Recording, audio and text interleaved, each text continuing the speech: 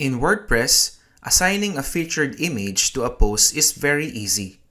So to do it, just go to your post and click Edit. And then on the Settings tab, go at the bottom where it says Featured Image. And then click on Set Featured Image.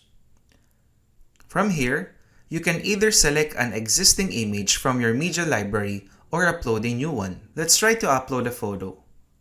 Click Select Files, and then choose the image or photo that you want to upload. And then click on Set Featured Image. And then once done, just click Update. And that's it. The selected image will now be displayed as the featured image for your post. Featured images are a great way to make your post stand out on your website. Thanks for watching this tutorial.